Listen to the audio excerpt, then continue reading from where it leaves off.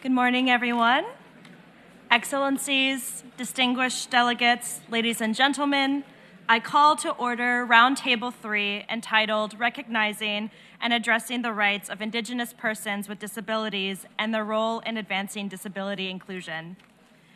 I have the pleasure of co-chairing this roundtable alongside my civil society colleague, Ms. Christine Jepkemoy Kandie, and Endorois Indigenous Women Empowerment Network.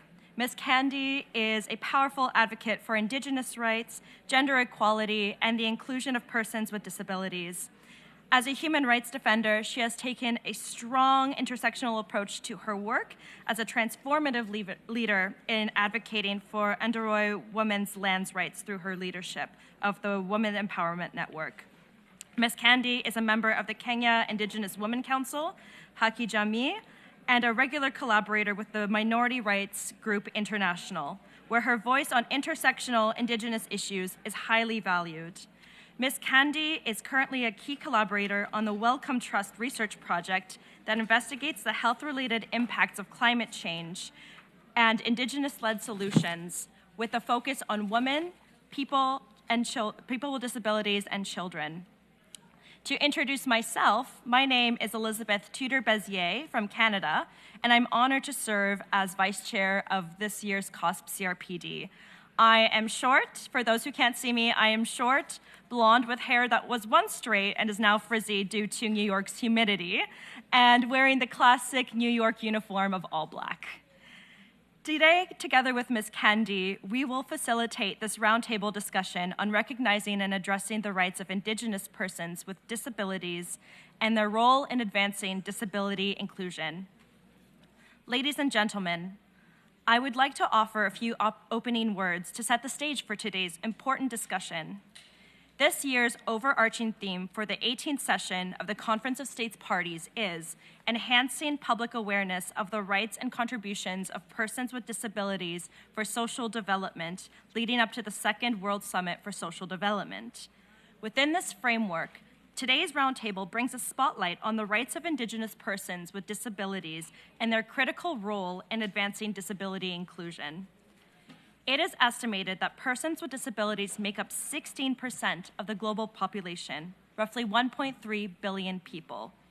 If we apply that same percentage to the world's Indigenous population, which is estimated at around 477 million people, there may be as many as 76 million Indigenous persons with disabilities worldwide.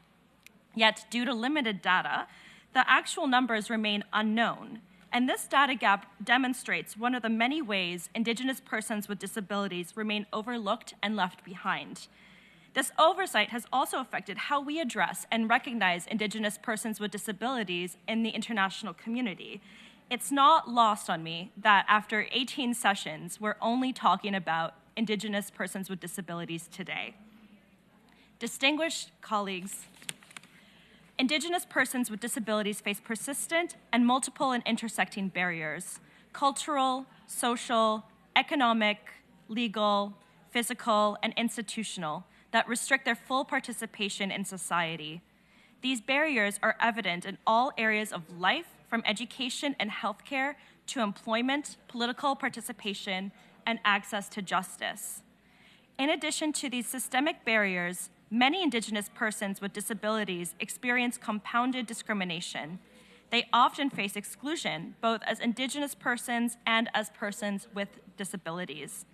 For Indigenous women and girls with disabilities, as well as younger and older individuals in this group, these inequalities are further amplified by gender and age-related discrimination. As a result, they frequently experience poorer health outcomes, limited educational opportunities, reduced access to employment, and multiple forms of social marginalization. These layers of exclusion hinder their full and equal participation in all aspects of life. In my own country of Canada, we have also seen how this has affected Indigenous persons with disabilities, particularly women and girls with disabilities. They are often overlooked and underrepresented, and this needs to change immediately. At the same time, ensuring that Indigenous persons with disabilities are meaningfully included is essential to building a more inclusive society for all. This participation contributes to shaping approaches that are more responsive to the diverse needs of their communities and experience of those who have long been left behind.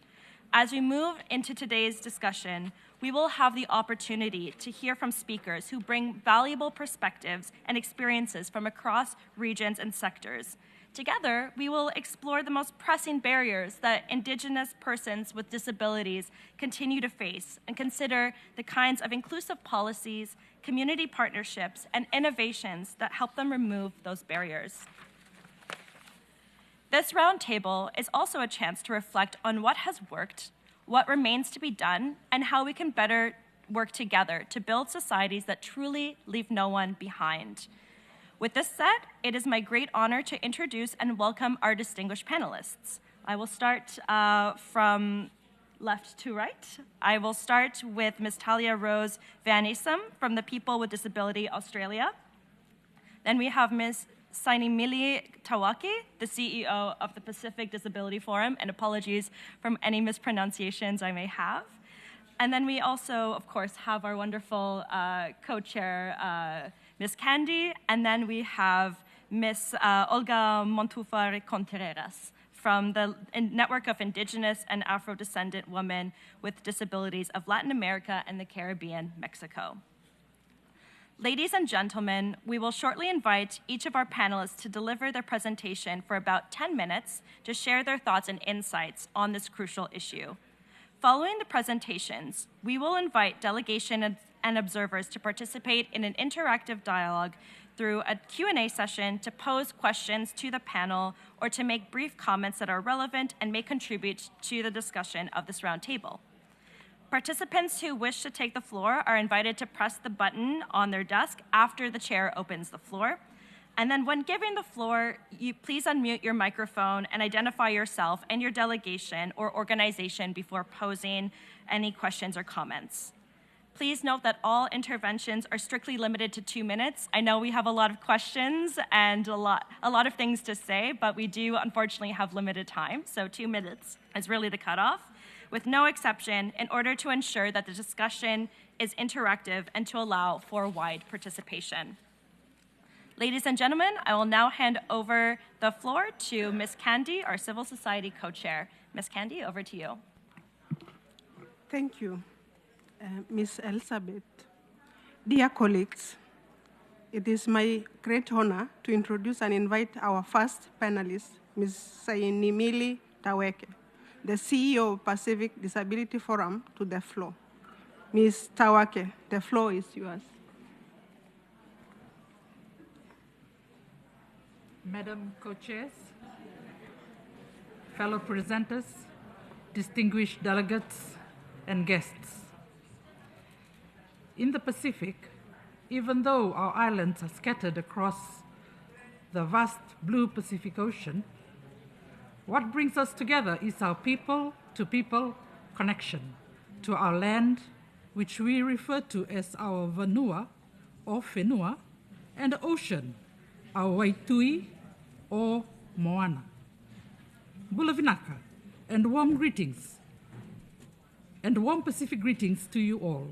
I'm Sainimili Tawake, CEO of the Pacific Disability Forum, and it is both an honor and a privilege to speak with you today on behalf of our region and our communities. I thank the organizers and co-chairs for this opportunity to contribute to this vital conversation on the rights of Indigenous persons with disabilities and their role in advancing disability rights, inclusion, and equity.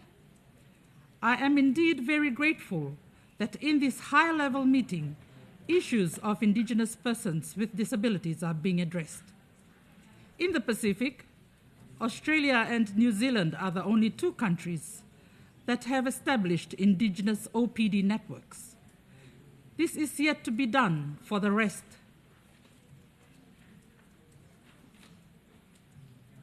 This is yet to be done for the rest of the Pacific, noting that most of the Pacific OPDs are led by Indigenous persons with disabilities, and that Indigenous issues are at some point incorporated into the OPD programs and activities.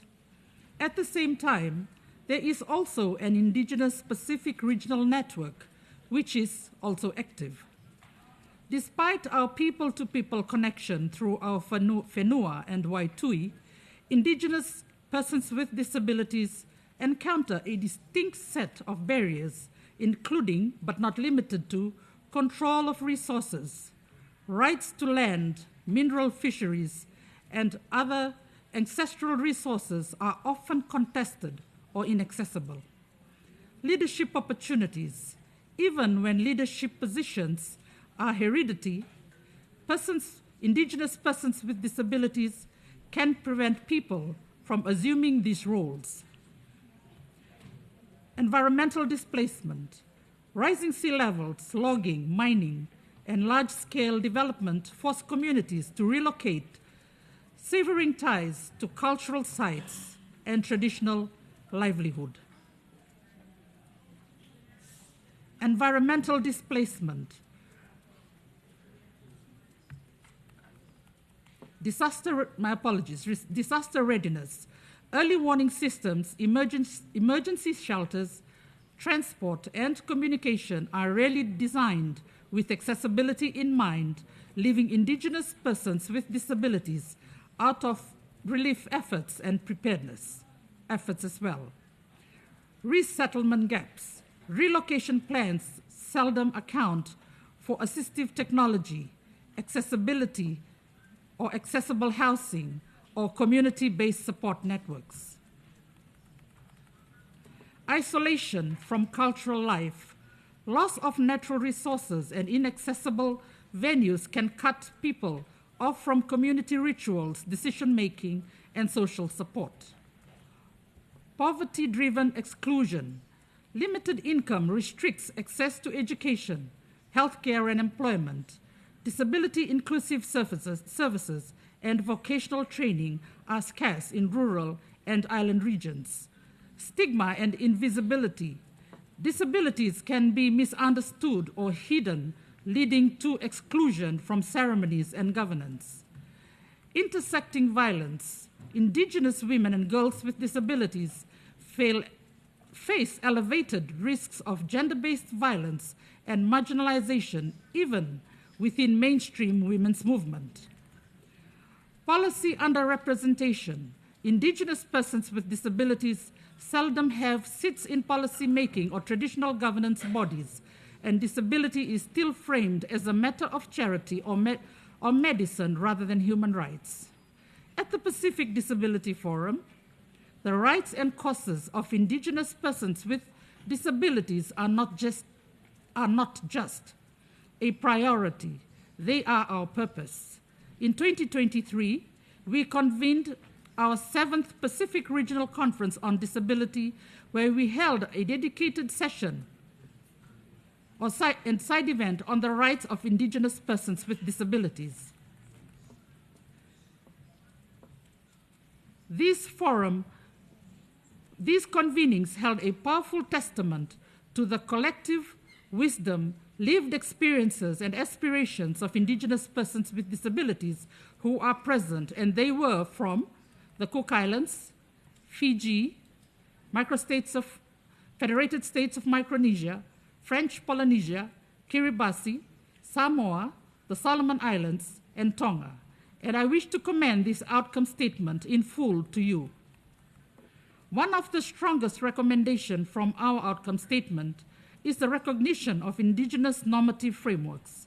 We must recognize that these are not separate considerations, but relevant to all aspects of disability inclusion and development work. This means that whenever we all approach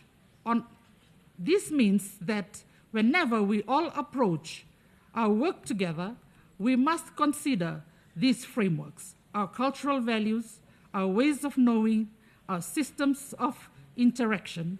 Moreover, it is important that these are not sidelined by the norms and assumptions to our... May I read that again? It is important that these are not sidelined by the norms and assumptions of the global North. We have the right to continue doing these things according to our indigenous ways. These are not relics of the past.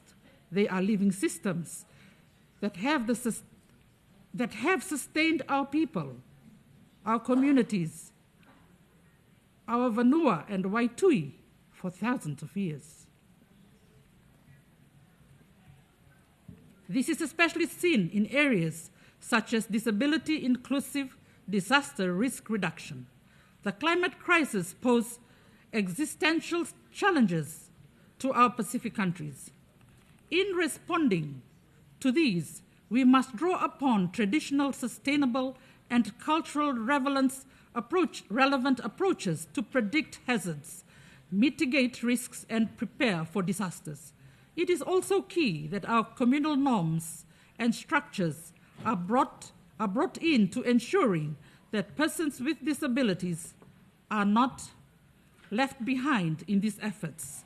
Similarly, recent research being undertaken with DFAT funding into support services has highlighted the importance of recognizing traditional Pacific systems, reintroducing and reinforcing cultural tradition of mutual support, and can be a powerful mechanism to promote inclusive support services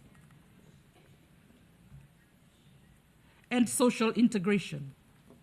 By leveraging these cultural assets, we can foster environments where persons with disabilities and their families are valued and supported. Another critical recommendation is the need for state parties to scale up commitments and actions to improve accessibility of services for Indigenous persons with disabilities. This is especially urgent for those in remote areas across our vast Pacific landscapes and for those facing additional barriers due to communication challenges, impairment type, or language differences.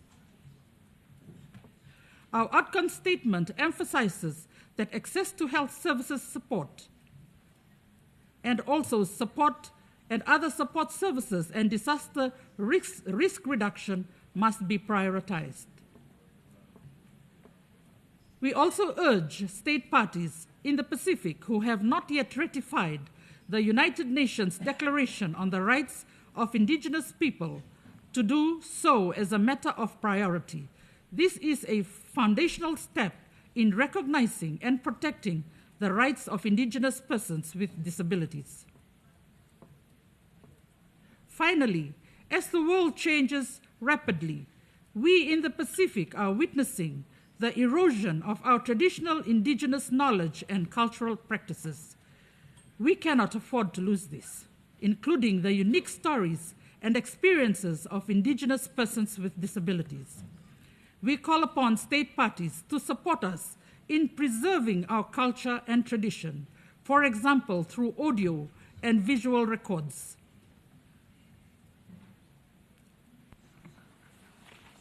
For example, through audio and visual record convenings and other means that ensure our Indigenous experiences are not only remembered, but celebrated. Let us continue our commitment to human rights together, the rights of persons with disabilities, including progressing the rights of Indigenous people, and vice versa. Let us do so with respect for our diversity, recognition of the unique experiences and challenges faced by Indigenous persons with disabilities, but also the unique ways that Indigenous cultures and knowledge offer to disability inclusion. We call for a renewed commitment to inclusion that honors the voices, knowledge, rights, and leadership of Indigenous persons with disabilities. Vinakavakalevu, and I thank you.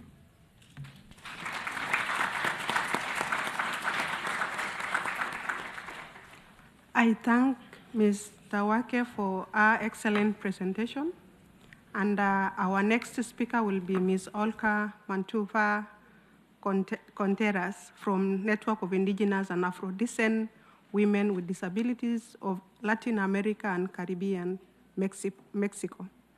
Ms. Olga is an Indigenous Naua woman with motor disability with a degree in industrial mechanical and master degree in development and social policy. She has been a fellow of Office of High Commission on Human Rights, Indigenous Leader Program, and intern at OHCHR Mexico for a degree in care, gender, and human rights.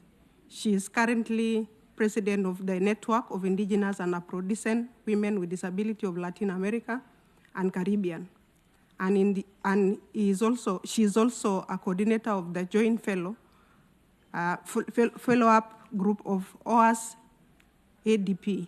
She is a member of Collective Coordinator Team of Latin America Women with Disability, member of the Consultative Commission of the Tero Ibero-America Program on Disability and member of Indigenous Women Program of the Fund for Development of Indigenous Peoples of Latin America and Caribbean. Ms. Contreras, welcome to the panel. The floor is yours. Muchísimas gracias, querida copresidenta. Thank you very much, dear co-chair, excellencies, distinguished representatives, colleagues, brothers and sisters. I'm speaking to you this morning not only with words, but also with a moral and legal mandate, that is to give visibility and to demand urgent action for Indigenous people with disabilities, especially women and girls, who are the ones that historically have been silenced, marginalised, and in too many cases, completely forgotten. Talking about us means talking about the most profound intersection that we're seeing in terms of inequalities, exclusion due to disability, due to our ethnic identity, due to poverty, gender, and the fact that we live in territories that are historically invaded by others, and nevertheless, we are also the ones that have resisted and sustained life and provided solutions from our territories and cultures. Ladies and gentlemen, we have the commitments. What we're lacking now is follow-up on these compliance. When states fall short in compliance, they fall short in protecting human dignity. The Convention on the Rights of Persons with Disabilities demands recognition of legal capacity on an equal basis in Article 12 and respect for cultural diversity in Article 30. However, today, too many Indigenous persons with disabilities are still under guardianship regimes or prevented from having their voices heard and their will respected. The UN Declaration on the Rights of Persons with Disabilities enshrines the right of Indigenous people's own legal systems. However, these systems are often ignored or subordinated, including when they provide culturally appropriate solutions for disability. The 2030 Agenda promotes not leaving anybody behind. However, what is lacking are specific indicators on Indigenous peoples with disabilities, and this omission is an act of institutionalized exclusion. General Comment 39 of the CEDAW Committee recognises that Indigenous women and girls face multiple and intersectional forms of discrimination, and this general comment calls upon states to adopt specific measures to eliminate these barriers in paragraph 6, and it calls for the respect of Indigenous legal systems and the full and effective participation of these women in decision-making, and that's in paragraphs 20 and 44. The jurisprudence of the Committee on the Rights of Persons with Disabilities has reiterated that the intersection between disability and Indigenous identity requires a differentiated approach with specific resources, prior consultation and direct participation. The conclusions are clear. We have binding norms, we have the jurisprudence, we have the principles. What we're lacking is political will, as well as investment and accountability mechanisms. If I may, I'd like to be very direct here. Inclusion is something that cannot just be mere rhetoric. What we need is policies that are worthy of that name. I'd like to give you some essential measures that we can adopt to comply with our international obligations. One, recognition of the traditional legal systems and real legal pluralism. Indigenous peoples have their own structures of care, support, and conflict resolution. Policies must recognise and include these systems without imposing foreign models on them. We need harmonisation so that they also include identities that were not considered before, due to the fact that many regulatory systems have goals and political structures to ensure well-being, and they don't necessarily align with international human rights standards. 2, full legal capacity with adequate cultural support. It's necessary to urgently reform the civil and procedural codes to eliminate situations that remove the legal capacity of Indigenous persons with disabilities. We don't want decisions being substituted, but rather we want support to ensure the free and informed exercise of our will. 3, political participation and accessible intercultural consultations, ensuring that consultations on public policies, environmental policies and the use of land or social protection are accessible in Indigenous languages and understandable formats. Any consultation that excludes people violates rights. We need also 4, access to technology, technical support and education in Indigenous lands. Technological exclusion is not just falling short, it's also really a violation of the right to equality. Policies must ensure that internet is accessible, that we have tailored technology, professional training and inclusive education in Indigenous contexts. Public investment must be differentiated and funds need to be geared towards Indigenous women with disabilities. Equality policies cannot be neutral. They need affirmative action and earmarked budgets and follow-up with the participation of Indigenous women with disabilities. 5, the environment, risk management and care. There's a structural debt here. The COVID-19 pandemic laid this bare. Indigenous persons with disabilities were the people that were the least noticed but the most impacted. We lacked accessible information, intercultural medical care, technical support and economic support, and however, we were also the ones that activated community networks that shared medicinal knowledge and resisted in conditions of state abandonment. The same happens when it comes to natural disasters. Despite the fact that we don't have technology or adequate assistance, we have shown to be the most resilient groups using our ancestral knowledge, caring for biodiversity and mitigating harm. And what was the response of states? Well, reducing support so that we wouldn't be dependent, ignoring our knowledge and excluding us from international climate funds. This approach is unacceptable and is in violation of the Convention on Biological Diversity that recognises the essential role of Indigenous peoples in conserving nature. It's also a violation of the Sendai framework that calls for inclusive risk management sensitive to disability.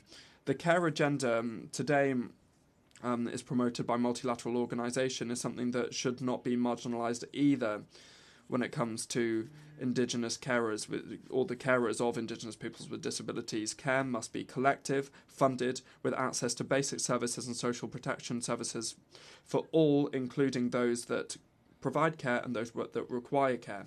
2 examples of transformational alliances that I could cite here are 1, the Pact for Resilient Inclusion in Chiapas, Mexico, where Indigenous women's organisations for women with disabilities are allied with civil protection brigades and climate brigades, and the result is the creation of protocols and accessible assessments, translation of early alert warnings in Indigenous languages, and direct participation in risk management committees. We also have 2, the Guardians of the Earth in the Amazon of Ecuador, where Indigenous women with disabilities included environmental organisations working with agricultural communities and intercultural health networks, where they have promoted agroecology systems that are inclusive. And that's why I put on the table the following recommendations. 1, allocating direct, earmarked, specific budgets for policies for Indigenous persons with disabilities. 2, reforming the civil and constitutional frameworks to ensure that we have legal capacity with support, not substitution. Number 3, including intersectoral indicators in all of the SDGs and national statistics systems. Number 4, ensuring the direct participation of Indigenous organisations for persons with disabilities when it comes to climate policies, health and care. Number 5, protecting ancestral knowledge and Indigenous peoples' own regulatory systems in inclusion and human rights policies. Lastly, and I'm wrapping up now, acting now is an ethical and legal duty. Excellencies, omission is not neutral. What it is structural violence. And whenever we ignore an Indigenous girl with a disability, the international system is failing in its most fundamental promise, which is to provide dignity for all people. Today, I'm talking on behalf of those whose voices are so often not heard. However, I'm also talking to you as an ally of international law because justice is not something that can be avoided, it's something that we require. And time is running out. We need to comply. They need to comply because this is the only way that we can truly say that we're not leaving anybody behind. Thank you very much. Thank you very much, Ms. Contreras, for your contribution. Now it is my great honor to present our next panelist, Mr. Tahlia-Rose from People with Disability Australia. Ms. Tahlia-Rose is proud Wafamara, sorry for pronunciation, but it is a Wapapura women with disability, a care and traditional owner of the Kepel is Iceland in Queen Island, Australia. She brings in lived experiences of family violence, and she is dedicated to confronting systemic discrimination affecting Indigenous people, especially women and people with disabilities. Tahlia-Rose has led work across government, community, and private sector, advancing Indigenous rights, disability justice, government, and social change. She chairs Sisters in Spirit, Aboriginal Cooperation Service, and serves as a Canberra Institute of Technology Board, and she's a research committee member of the National Disability Research Partnership. She holds qualification in criminology, governance, leadership, and human resource. Ms. Contreras, welcome. You have the floor. Thank you. Thank you for the opportunity to speak today. I acknowledge that I'm speaking from the homelands of the Lenape people, who have been violently displaced over 400 years of colonisation. My name is Tahlia-Rose Vanissum. I'm a proud Wapabara woman, traditional owner and custodian of Wapa and Konomi, now known as the Keppel Islands, located at the southern tip of the Great Barrier Reef in Queensland, Australia. I'm an Indigenous woman with disability, a carer for my Indigenous mother, a victim survivor of family violence, and an advocate for disability and gender justice. My people too have survived violent displacement, violence that continues under Australian government's laws and policies that prevent the fulfilment of our rights. Rights others often take for granted are for us suspended, ignored or denied, replaced by systems that incarcerate, exclude and kill our people. You cannot understand the challenges faced by Indigenous people with disability without recognising the impacts of colonisation, intergenerational trauma and systemic racism. And you cannot fulfil our rights under the CRPD without also understanding and fulfilling our rights under the United Nations Declaration on the Rights of Indigenous Peoples, known as UNDRIP. In our communities, what others call system failures, when we fall through the gaps, simply confirms what we already know, that these systems were built to exclude, assimilate and erase us. This isn't theory, it's our grounding truth, one we share with Indigenous peoples across the globe. For me and my family, these systemic failures look like the native police arriving on my ancestral homelands with violent intent, tracking and killing those who fled, including a Wapabara woman carrying a physically disabled child on her back.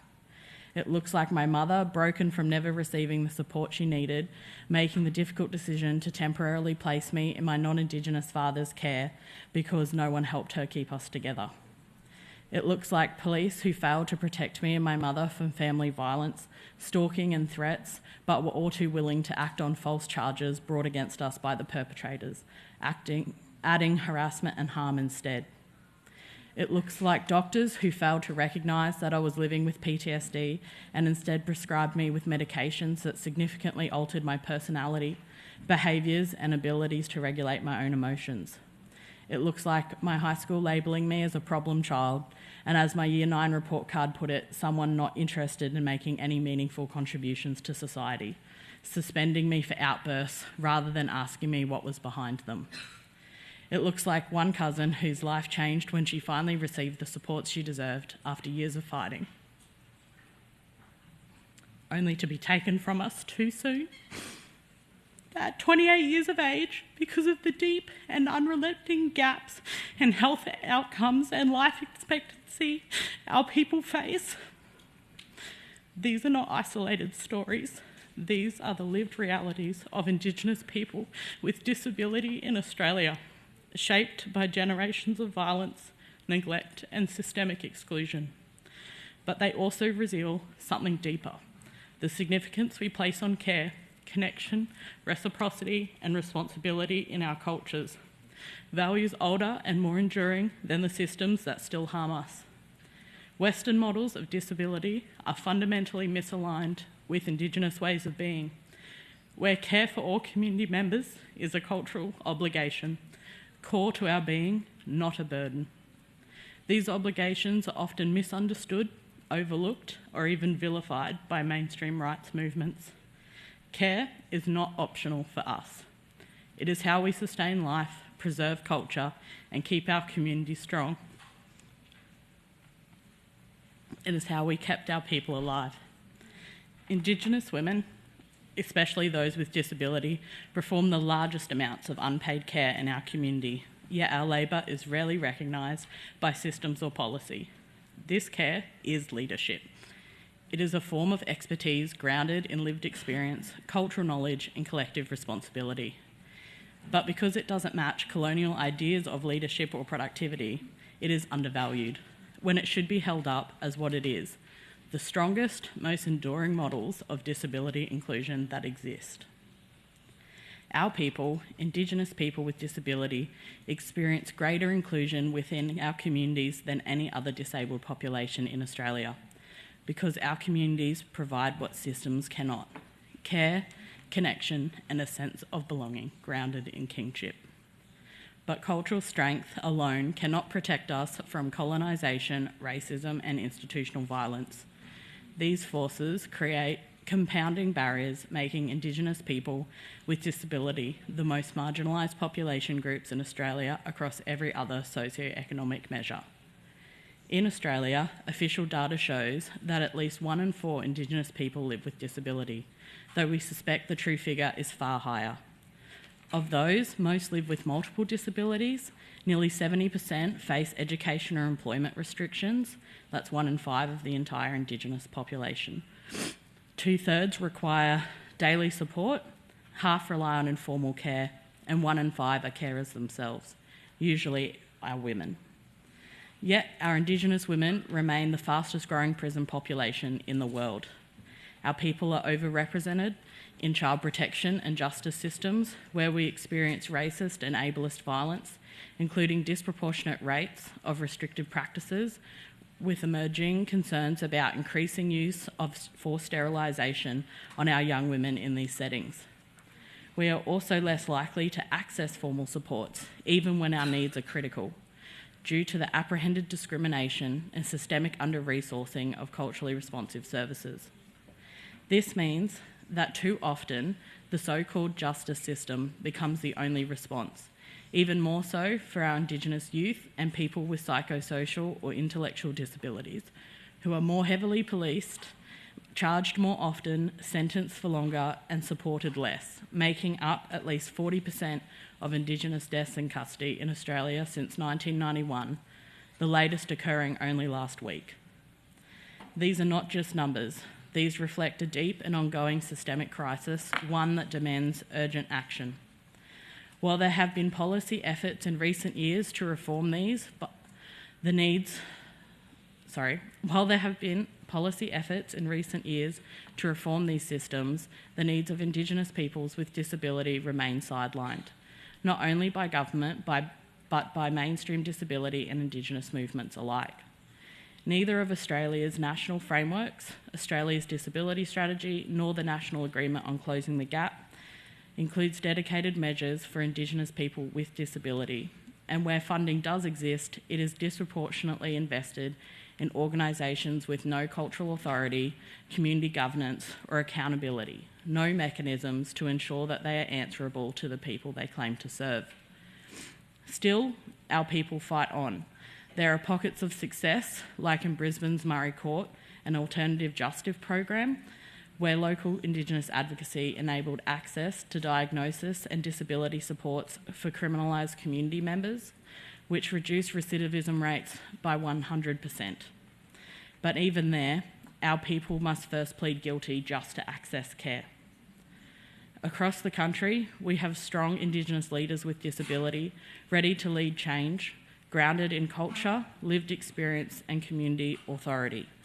But they are continually undermined, not only by colonial structures, but by organisations that purport to represent us without transparency, accountability or community mandate. These entities handpick who gets a platform. They cloak exclusion, control and ego in the language of expertise while running memberless companies that attract millions in fundings off the back of our most marginalised community members. This is not self-determination. That is exploitation. And when those organisations dominate the narrative, we all pay the price. This week, I've had the privilege of learning from Indigenous disability leaders from around the world. Leaders proving that what we want is possible, Indigenous disability leadership grounded in kinship and accountability. But today in Australia, we face a glaring structural gap, one that I am culturally obligated to raise, that there is no national Indigenous disability organisation with an active and community-led membership base capable of advancing our collective and individual rights for Indigenous people with disability set out in Articles 4 and 5 of the United Nations Declaration on the Rights of Indigenous Peoples. Let me be clear. We are not short on disabled Indigenous leaders. We are short on the infrastructure to support, scale and make them visible. To build the future our people deserve, we must invest in organisations that are grounded in culture, governed by our communities and led by us. Because without that, every strategy, convention and report will continue to fail us. Finally, in closing, I urge you to 1. Invest in Indigenous disability leadership by supporting local, national and international representative bodies grounded in cultural authority. 2. Develop dedicated Indigenous disability frameworks to streamline measurement and accountability across the Convention and UNDRIP. And 3. Recognise and elevate Indigenous experiences and voices by guaranteeing spaces at all UN forums for Indigenous perspectives, officially recognising colonisation as the root cause of Indigenous disability and gender injustice, and encouraging all state parties to embed this recognition into their law, policy and practices. Because the land you now call Australia always was and always will be Aboriginal land. And for as long as you fail to recognise, redress and repair the ongoing harms colonisation inflicts on Indigenous peoples, you will fail to advance the fulfilment of our rights. We stand, guided by our ancestors and bound by cultural obligation, unrelenting, unyielding and unafraid, to remind you, whether you are in Australia or Nepal, Kenya or Brazil, or even here in New York City, you stand on Indigenous lands. Thank you.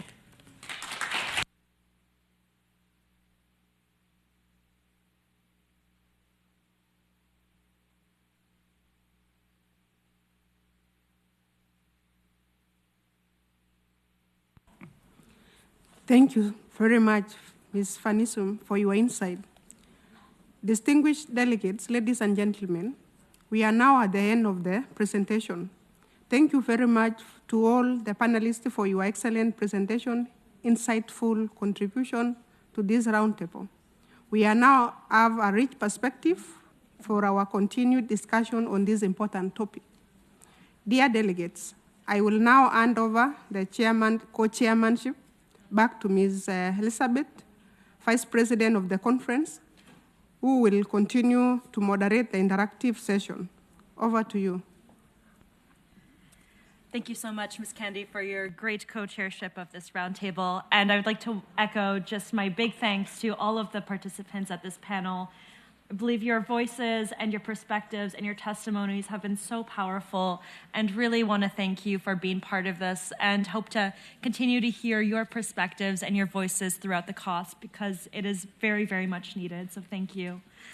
I will now give the opportunity to move on to the next segment of this roundtable, which is now the interactive discussion between panelists, delegates, and participants. As announced at the outset of this meeting, in this segment of approximately 1 hour, there will be an opportunity for delegations and other observers to request the floor to pose specific questions to the panelists or to make a brief comment relevant to this discussion. And really emphasize on the brief, please. For this purpose, delegates and other participants may press the button at the desk to request the floor. All interested delegations and accredited observers from UN entities and national human rights institutions are also able to inscribe. In a moment, on a first-come, first-served basis, we will call and give the floor to the first 3 inscribed government delegations, whose microphones shall be unmuted when they are given the floor. In order to ensure that the discussion is inclusive and following the decisions of the Bureau, after every 3 states parties, we will invite 1 NGO, 1 UN entity, and 1 national human rights institution to take the floor. When you are giving the floor, please identify yourself and the title of the delegation or organization that you are representing. Please either pose a specific question to the panel or share your brief comments relevant to the discussion. And please refrain from reading prepared statements, unlike myself, who is unfortunately reading a prepared statement. All interventions must be no longer than 2 minutes. Again, we will cut the mics. We are pretty ruthless on this, so please stay within the time limit.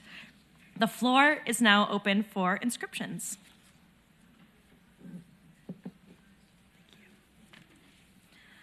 I now recognize the distinguished representative of Guyana as the first on the list, and I kindly invite you to speak. The floor is yours. Chair, Dr. Mangar here. The government of Guyana continues to pursue programs and policies to ensure access to key services for all Guyanese, including Indigenous persons with disabilities. Under President Dr. Mohamed Irfan Ali, the government is advancing a bold, people-centered agenda to advance inclusion across every region, school, and household. For the first time, the Disability Needs Assessment Survey was conducted, and this was led by the National Commission on Disability. And it would have gathered comprehensive data for persons with disabilities in our remote and hinterland regions.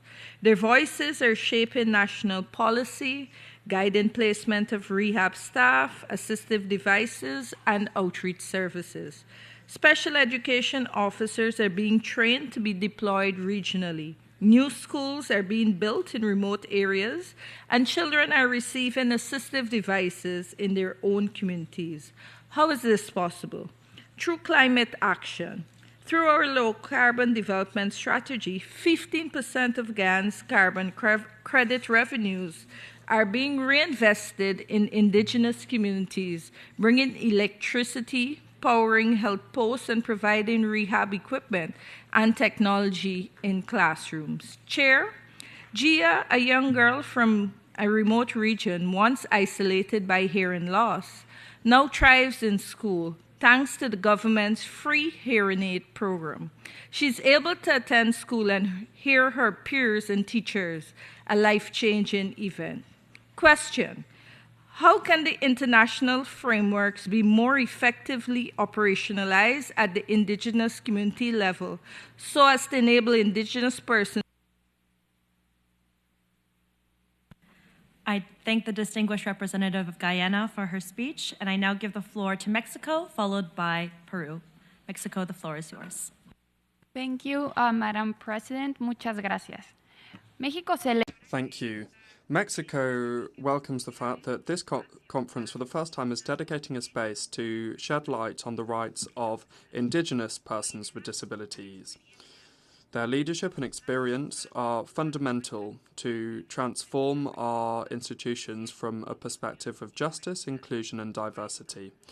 Therefore, we're grateful to the panelists for the powerful messages that they shared with us this morning. Indigenous people with disabilities face simultaneous discrimination due to various factors. Structural inequalities hinder their access to basic services such as healthcare, education, and political participation, which hinder the full exercise of their rights. Madam Chair, Indigenous communities consider disability not as something that should be corrected, but rather as part of the identity of the fabric of the community, and this approach is something that should inspire us when designing public policies in our states.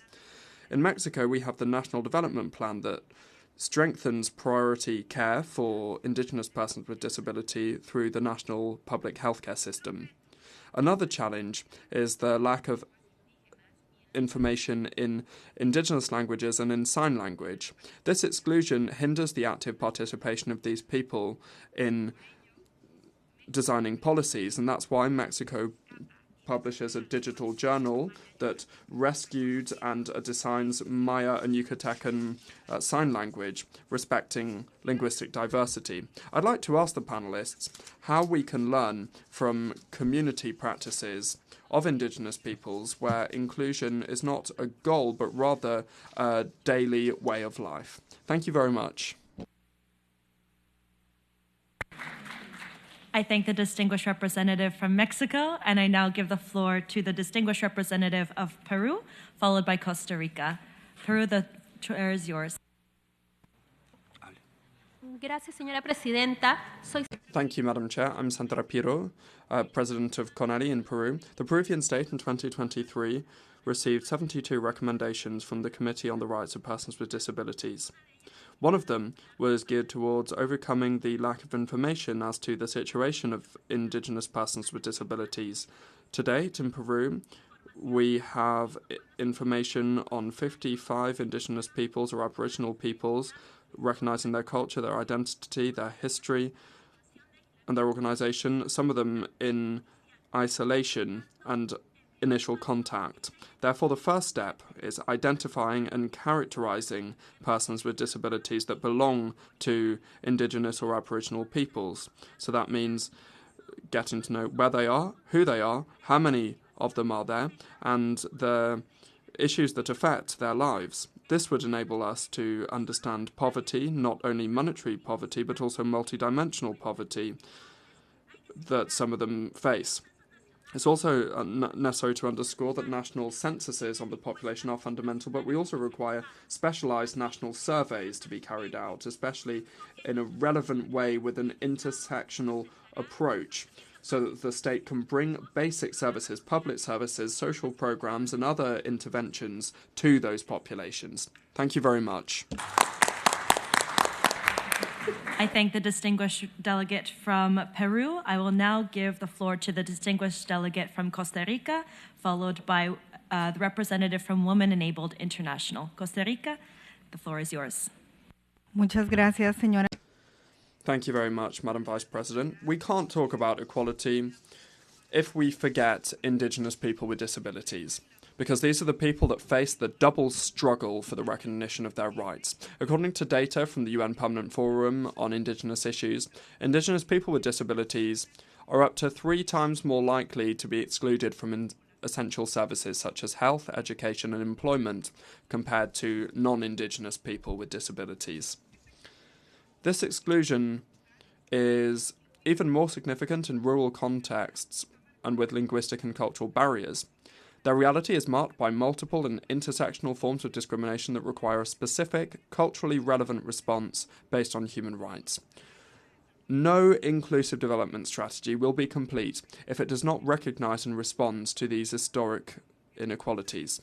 In response to this, Costa Rica has implemented specific policies through the regional CONAPTI's offices, which include mobile services, rights education and inter-institutional coordination. Initiatives such as the Feria de Salud Estar Bien provide healthcare and guidance directly to remote communities, while partnerships with community associations and violence prevention networks expand inclusive support. Interinstitutional commissions and partnerships with public universities promote accessible services and universal design in Indigenous communities. Costa Rica reaffirms its commitment to inclusive development, ensuring that Indigenous people with disabilities are not only protected but also empowered as defenders of their rights. Thank you very much. I thank Costa Rica, says the Chair, and she gives the floor to Canada. Women Enabled International, you have the floor.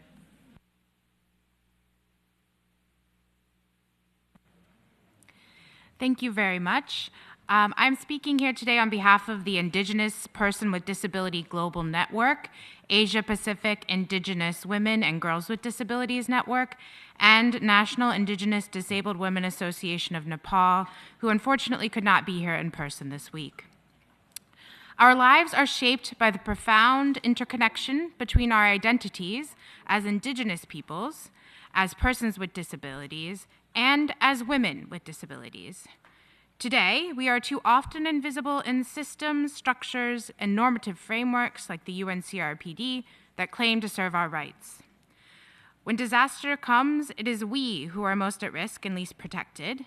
We have seen how emergency shelters and interventions are inaccessible to our needs, how information is not provided in our Indigenous languages or communication styles, how evacuation routes do not account for our intercultural and indigeneity aspect. Development done in our name frequently ignores our priorities. Resources pass through many hands, but never land in our own and our communities. We know the truth. Development that is not done with us in mind is not development, it is displacement. Services are offered in languages we do not speak, using such frameworks that do not reflect our ways of being. As Indigenous persons and women with disabilities, we are asserting our right to determine our lives, protect our lands, speak our languages, and live in dignity. We are standing in the teachings passed down through generations, teachings that tell us that every person, every way of being, every voice, every body, every mind belongs. We call on the world to meet us in good faith and to uphold the promises made in the UN CRPD, UNDRIP, and CEDAW General Comment. I thank the distinguished representative from Women Enabled International, and I now give the floor to the distinguished representative of Canada, followed by the distinguished representative of South Africa. Canada, the floor is yours. Merci beaucoup. Thank you very much. I have the honor of representing French-speaking Canada. Madam Chair, panelists, thank you for your highly insightful comments. As was already noted, an estimated 76 million Indigenous persons live with disabilities globally. Unfortunately, it's only an estimate because data are incomplete and unreliable. What we know for certain is that Indigenous persons with disabilities face systemic barriers caused by colonial legacies, poverty, environmental degradation, and discrimination. In Canada, the legacy of such policies as the Indian Act and residential schools have created and perpetuated systemic inequities for Indigenous people. In Canada, a long-standing challenge for many Indigenous people. Transportation and lack of support exacerbate these access issues, and there are additional barriers due to multiple and intersecting forms of discrimination, which continue to impact their lives and curtail the full enjoyment of their human rights. Canada is working to uphold and protect these rights by implementing the UN Declaration on the Rights of Indigenous People.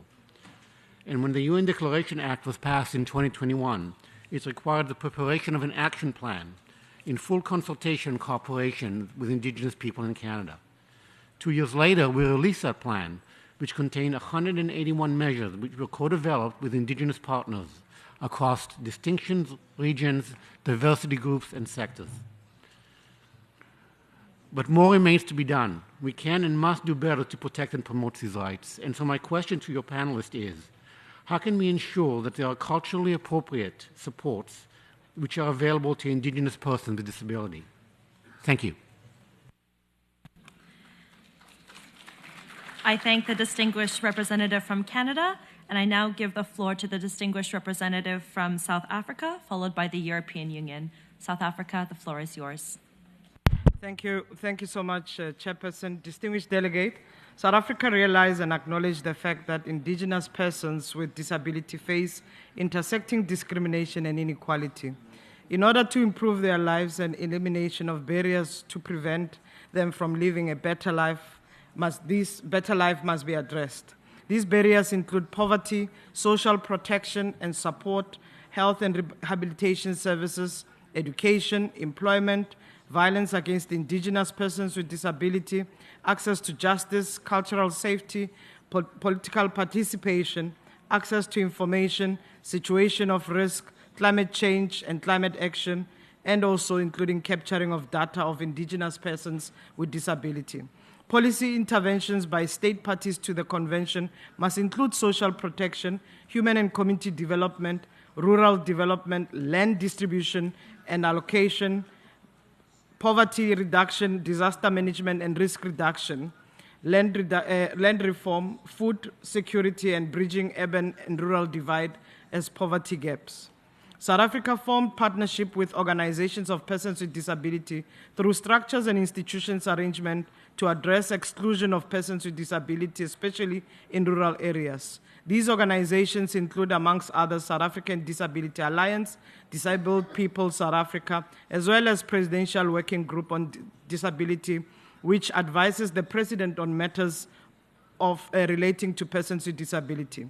Further partnerships have been formed with producers of assistive device technology through availability of social grant application apps, audio description apps, South Africa Sign Language apps, Be My Eyes apps for visually impaired persons, and voice prompt mobile devices. Provision is made through universal design in built environment assistive. I thank the distinguished representative of South Africa, and I now give the floor to the distinguished representative of the European Union, followed by the representative from the Commonwealth Disabled People's Forum. European Union, the floor is yours. Thank you, Madam Chair, and I would like to congratulate the panel for the insights and the very strong testimonies that we have heard here. The European Union is a major global donor and is very much concerned about the situation of Indigenous persons with disabilities in the world, and therefore it wants to take into account of their situation in our external policies and funding. I would like to ask the panel whether there are good examples of how external action and external funding can be targeted to improve the situation of Indigenous persons with disabilities, and specifically, because we have so scarce data, whether there is possibilities or you have proposals on how we can improve data collection so that we have a better view to inform our external policies. Thank you very much. I thank the distinguished representative from the European Union, and I now give the floor to the distinguished representative of the Commonwealth Disabled People's Forum, followed by the distinguished representative of Nigeria. The floor is yours. Chair, distinguished colleagues, Richard Reeser from the Commonwealth Disabled People's Forum. We represent disabled people across the over 50 of the 56 countries of the Commonwealth. And the Commonwealth came out of the British Empire but has gone on to support a family of nations. Speaking as an umbrella organisation of all the DPOs across the Commonwealth, I would want to address those colleagues mainly, but also for state parties to listen. We live in a world, but we have not made that world. But our job is not to philosophize or pontificate about it, but bring about real change. I believe that OPD's DPOs have a real agency in this matter. But most of us have grown up in the cultural climate of our countries, and in most of those countries, that includes racism as a fundamental part of the culture, or anti-minority groups. It is our responsibility as DPOs to ensure that we challenge our own thinking, to actually challenge discrimination within our own thinking, and to give common cause and support to those people. I was struck by the speaker from Australia speaking about the barriers that Aboriginal people face within not only the country, but also in terms of getting fair representation within the disability movement. So it is our responsibility within the disability movement to remove these barriers, to challenge discriminatory thinking in ourselves, not just for Indigenous people, but other minorities, which in fact the largest of whom are oppressed is women, and we have done a lot to try and challenge our own. I thank the distinguished representative from the Commonwealth Disabled People's Forum, and I now give the floor to the distinguished representative of Nigeria, followed by Liberia. Nigeria, the floor is yours.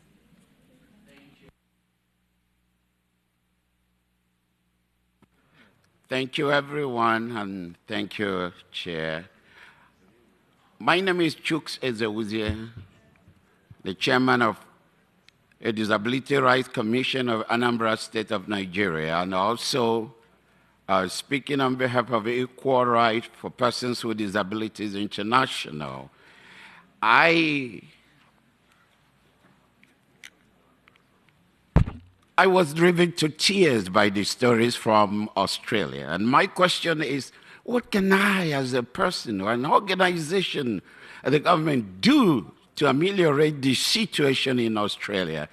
And also, I appeal to all advocates of disabilities, project developers, then people who engage in technology innovation, as well as policymakers, to please take into consideration the difference, the basic difference between equity and equality. Equality is like a general medical practitioner who prescribes the same medicine for all patients, irrespective of the ailment. But equity is the specialist doctor who recognizes that every ailment requires a specialized medicine to address that particular ailment. So we policy makers in every level must address the needs, the unique needs in every community, and recognize they are not the same world over. Thank you for your time. I thank the distinguished representative of Nigeria, and I now give the floor to the distinguished representative of Liberia, followed by the distinguished representative of Brazil. Liberia, the floor is yours. Thank you, Madam Chair. My name is Samuel Sumodin Sr., and I'm the Executive Director of the National Commissions on Disabilities of the Republic of Liberia. My question is the fact that Indigenous women participate in politics but don't have money. I believe that it's strongly recommended that donors and even the United Nations prescribe a certain amount of money for persons with disability, especially Indigenous women with disabilities who wants to participate in politics. You know, we always talk about equal representation, and over and over and over, so that it don't be a mere hypocritical rhetoric and that it be internalized. We should fund women in political participation with disability, especially Indigenous women, because study shows that the barriers to political participation for persons with disabilities are education, money, and stigmatization. Thank you very much. That's my contribution. I thank the distinguished representative of Liberia, and I now give the floor to the distinguished representative of Brazil, followed by El Equipo Latinoamérica de Justicia y Género. Brazil, you have the floor. Boa tarde, senhora presidente, senhoras e senhores. No Brasil há uma situação muito peculiar, porque nossa Constituição determina que se respeitem os direitos dos povos indígenas isolados. Se reconhece o direito de autodeterminação. E a Amazônia é um território muito amplo, é difícil chegar até eles sem violar essa decisão de que eles se mantenham isolados ou mesmo gerar-lhes doenças graves e riscos sérios de aniquilação justamente pela aproximação com a nossa civilização. Esse é um problema quase que incontornável. Com relação aos índios que estão integrados à sociedade brasileira, o governo brasileiro tem atendido, depois daquela crítica terrível, aquela situação crítica horrível que aconteceu com os Yanomamis, que estavam abandonados, o governo brasileiro tem dado muita atenção aos povos indígenas, destinando planos de integração. Com relação às pessoas com deficiência, indígenas ou brasileiras em geral, há o plano Viver Sem Limite, que garante a financiamento de residências, e também há algo muito importante, que é o benefício de prestação continuada, um pagamento de uma ajuda financeira a todas as pessoas. The speaker speaks Portuguese, unfortunately cannot be interpreted. Formação profissional e depois se incluem no mercado de trabalho. Isso tem sido muito exitoso. A grande questão no Brasil é como se aproximar dos povos indígenas isolados sem gerar um risco sério de aniquilação, considerando inclusive o longo território da Amazônia, que é praticamente intransponível. Eu faria essa questão: como lidar com relação aos povos indígenas que preferem se manter isolados? Qual seria a melhor política com relação a eles? I thank the distinguished representative from Brazil, and I now give the floor to El Equipo Latinoamericano de Justicia y Género, followed by the distinguished representative of Samoa. El Equipo Latinoamérica de Justicia y Género tiene la palabra. You have the floor. Latin American team on gender justice. Good morning. I am a woman from the province of Jujuy in the north of Argentina, near the borders with Chile and Bolivia. And we have spoken at this conference a lot about various communities being represented. My community is proud of being represented, and I have a question to the panelists. How can we connect with various international organizations? We women from the province of Jujuy, indigenous community, we live in a reality that cuts us off a lot of the time from international movements, organizations. How can we join in this work? How can we share the challenges of our women to work together for a better life? This is our time. This is the moment. We wish to be part of the international community. So who should we contact? How should we go about it to make sure that our reality that we live in is fully represented? Thank you very much. I thank the Grupo El Equipo Latinoamericano de Justicia y Género, and I now give the floor to the distinguished delegate from Samoa, followed by our last speaker, Ecuador. Samoa, you have the floor. Thank you.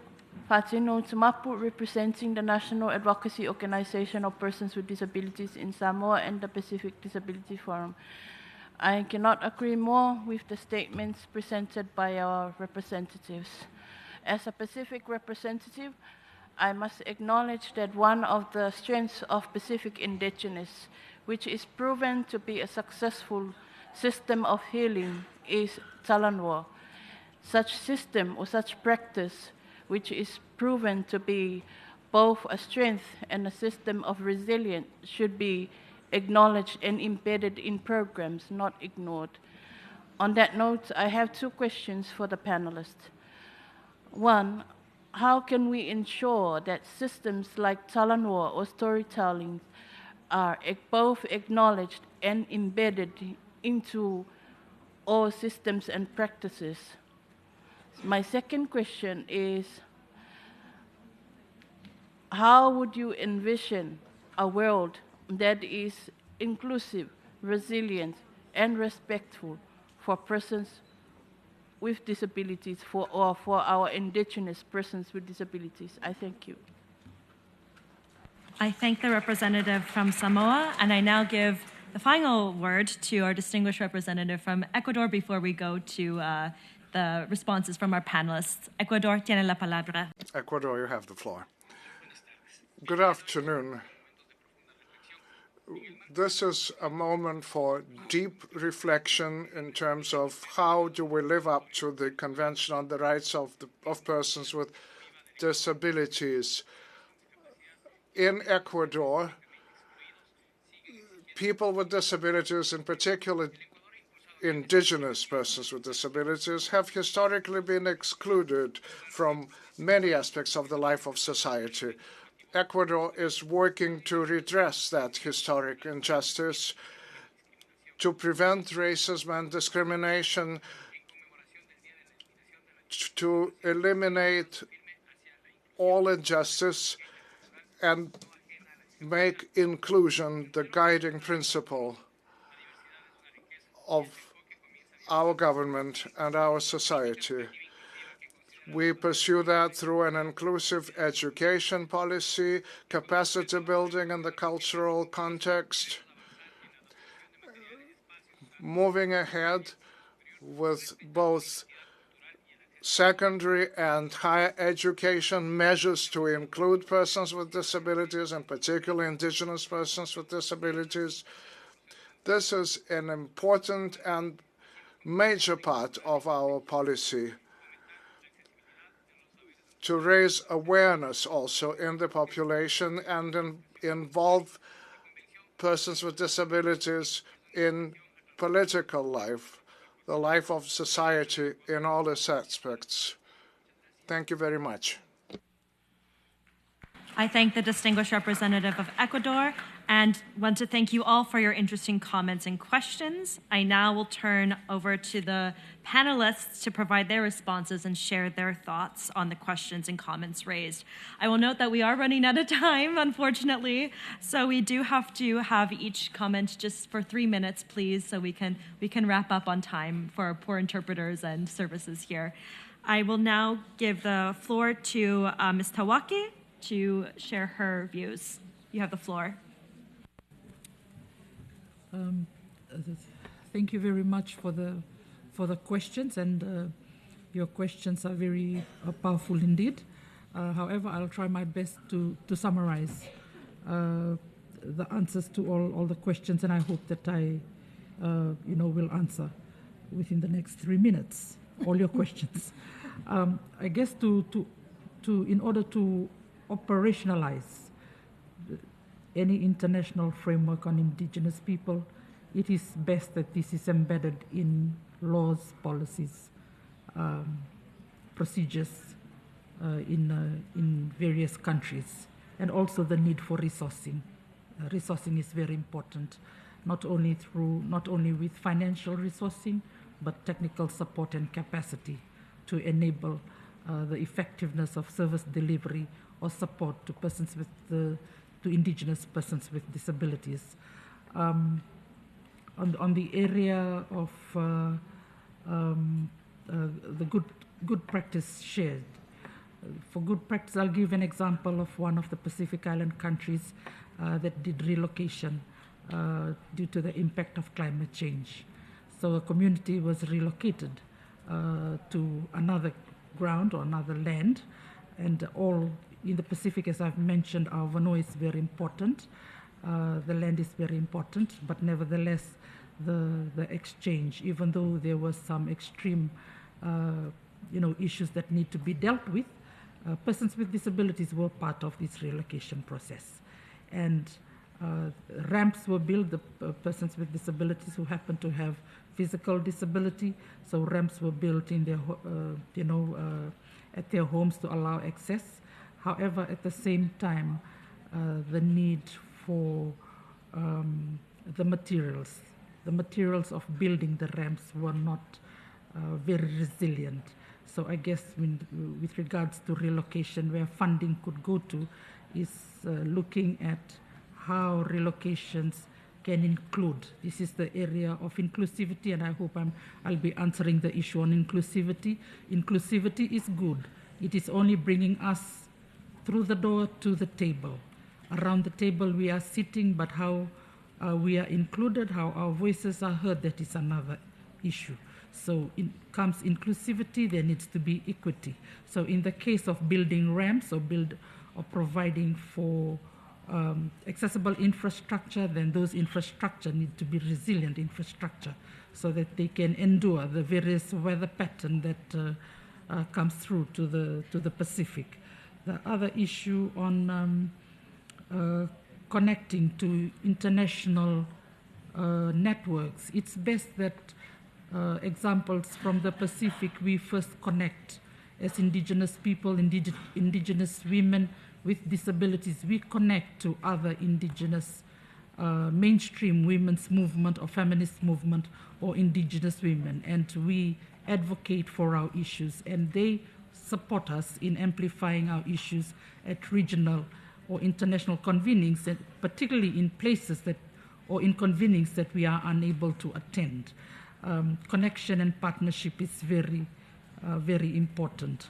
With regards to the Pacific, we use some concepts of our traditional concept to do things, and this is the issue of Talanoa, Vei Talanoa, two-way dialogue with our communities. So it is best for us when we look at indigenous issues, we see the strength of some of the concepts and how we can utilize these strengths and concepts of our traditional knowledge to amplify indigenous issues of persons with disabilities. Again, the issue of inclusivity, I would just like to bring to you the 6 components of the Pacific preconditions for inclusion: accessibility in terms of transportation, information, and infrastructure; assistive technology, the provision of assistive technology to ensure the participation of persons with disabilities; support services, as you've heard, that we conducted a support service study funded by DFAT, and we saw that traditional knowledge of support services can be used to, must be revitalized to ensure that support, right support, is given to persons with disabilities. The issue of non-discrimination, where our cultural practices and traditions that are discriminatory needs to be taken out. We need to do away with discriminatory cultural practices, but focus a lot on the strength of our culture to ensure inclusion and equity and full and meaningful participation of persons with disabilities. Community-based inclusive development. Again, in the Pacific, we have a lot of local rural communities that need support, and this is where the people-centered approach comes in, where power, resources, budgetary allocation, information are provided back to the community so that they can be resilient and allow the full and effective participation of persons, indigenous persons with disabilities. So we need to strengthen community organizations and also government representatives in the community to allow for dialogue, partnership, and also persons with indigenous persons with disabilities in the community can live dignified lives. Thank you very much. Thank you so much. And now I invite Ms. Contreras to share her views. The floor is yours. Muchísimas gracias. Thank you very much. Well, first of all, I wanted to share some thoughts following what my colleagues before me said. I wanted to share some thoughts about the fact that, well, often in the rural system, we think about the situation of Indigenous people, and we're talking about 2 things here. The rural population generally come under regular systems, that's the laws of the state. However, Indigenous peoples have our own independent legal or regulatory systems, so it's very important to recognise, right, that the Convention on the Rights of Persons with Disabilities is an ordinary instrument. So this means that it was created by Westerners, and of course it needs to link in with the UNDRIP, the UN Declaration on the Rights of Indigenous Peoples. The second thing is legal capacity, because it's extremely important to bolster the legal agency of persons with disability.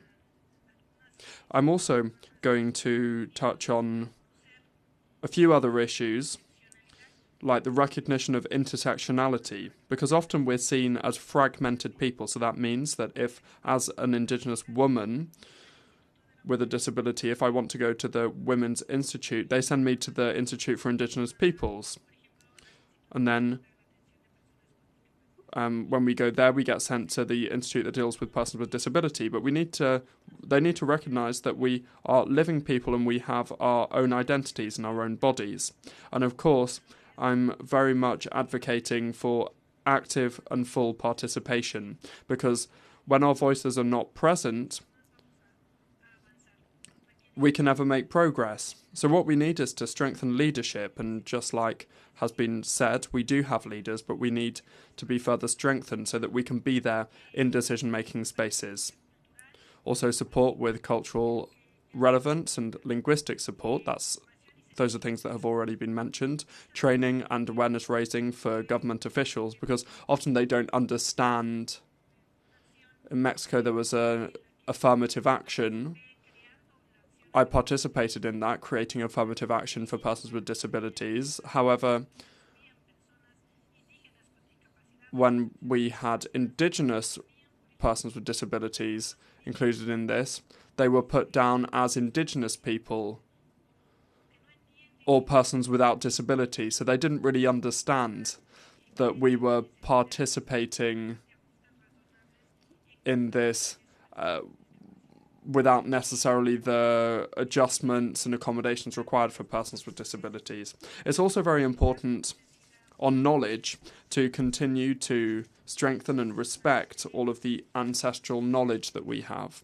And I think the most important thing is monitoring and implementation of international treaties.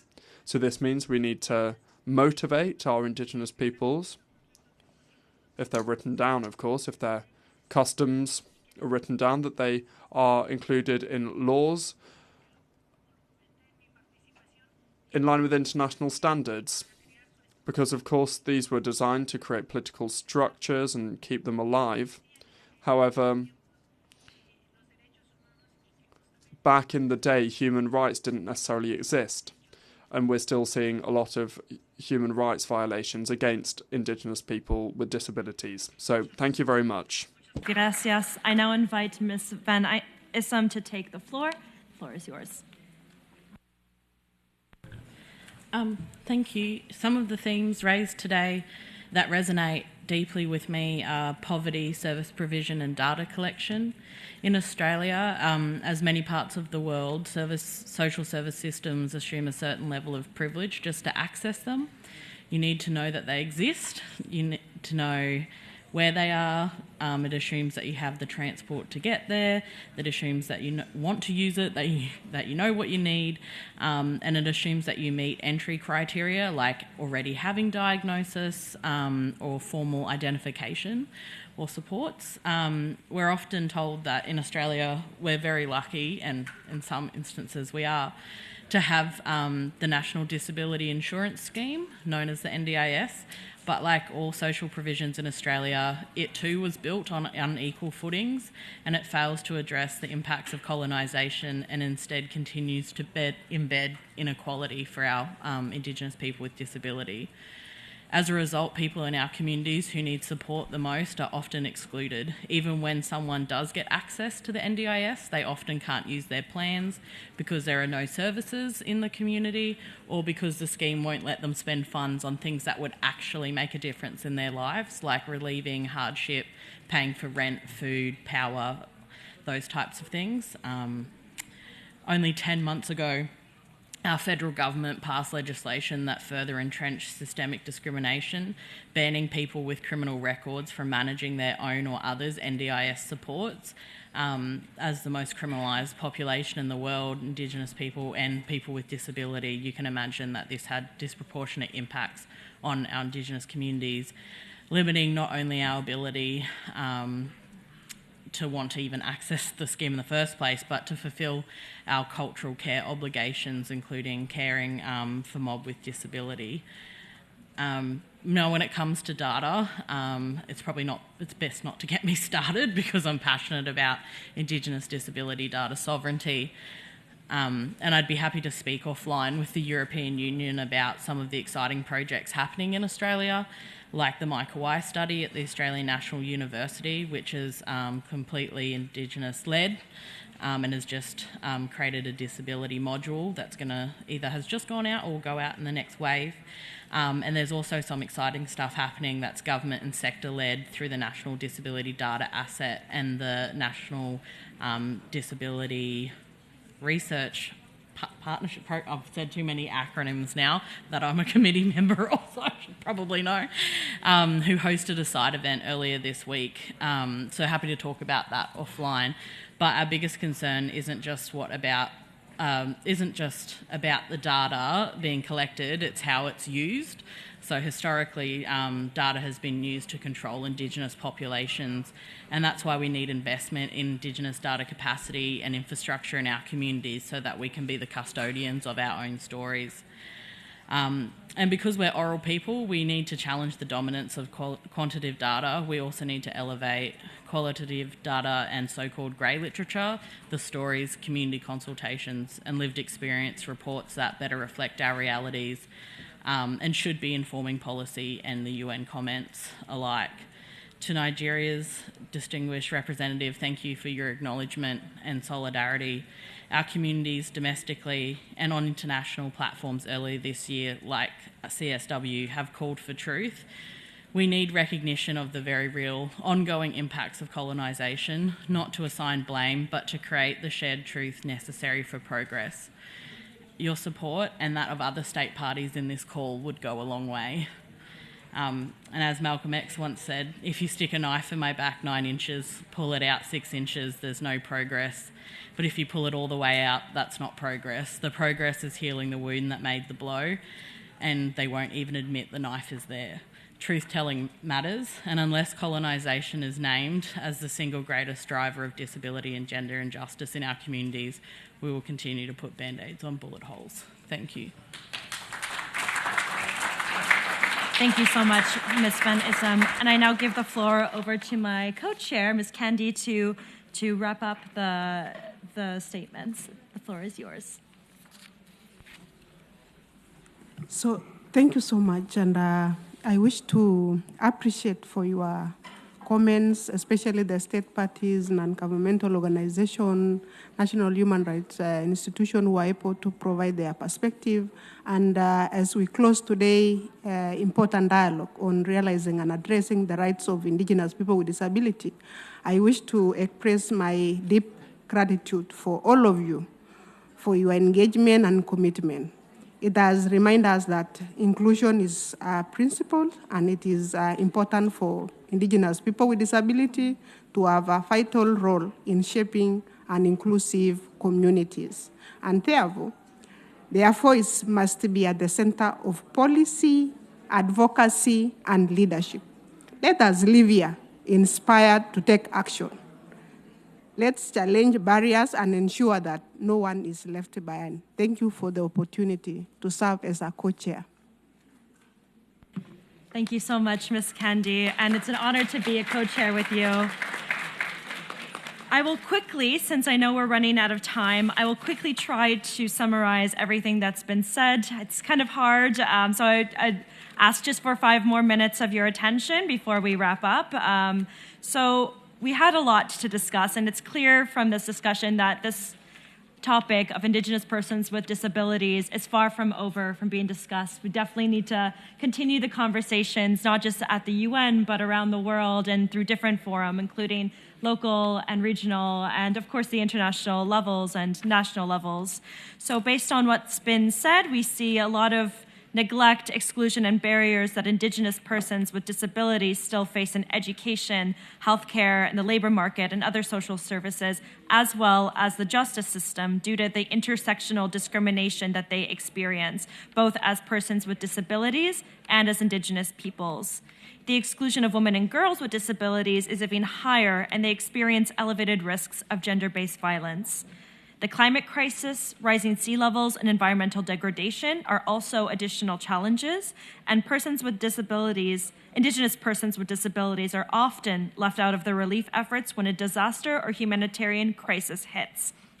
It was encouraging to hear about initiatives to address these challenges, like the establishment of networks and representative organizations of Indigenous persons with disabilities and incorporation of Indigenous issues into regular representative organizations of persons with disabilities.